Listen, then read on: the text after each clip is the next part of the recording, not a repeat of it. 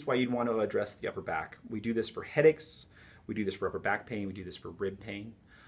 All these issues you'd want to take care of prior to going on to your primary treatments.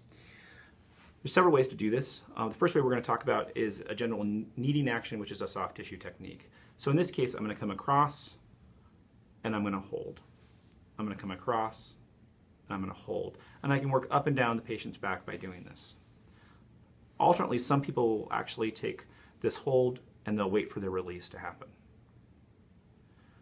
You would do this side and then you would do the opposite side depending on the functional side you want to do. Often for headaches and upper back pain, I'll do both sides. For more advanced practitioners, you could also do things like HVLA. If you feel comfortable with doing that, you're trying to do essentially the same goals either way. So we're going to go ahead and start with a suboccipital release.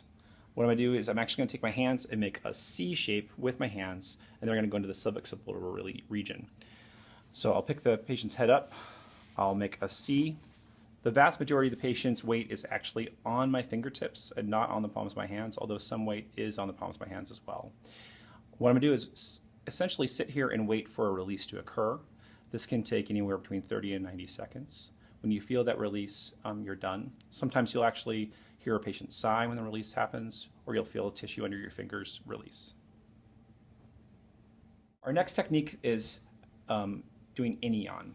Inion is essentially the bump in the occipital region of the head. It's hard to see with hair, but you can feel and hear an actual bump in that region. What we're going to do is we're actually going to find that lump. We're going to take our hands and put our fingers, just the fingertips, one on top of another on there. The entire weight of the head goes onto inion. What we're trying to do is actually release the confluence of sinuses, which is underneath inion.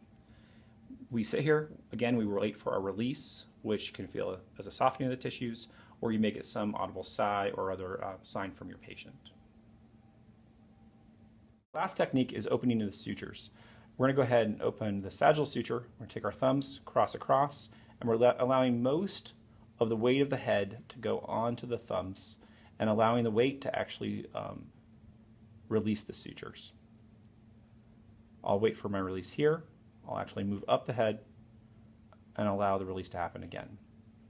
We're going to do the entire length of the sagittal suture, and then we're going to come onto the frontal suture. The way we're going to do the frontal suture is actually contacting the temples with our fingers, interlacing our fingers, and then tightening our fingers, which allows for release of that suture.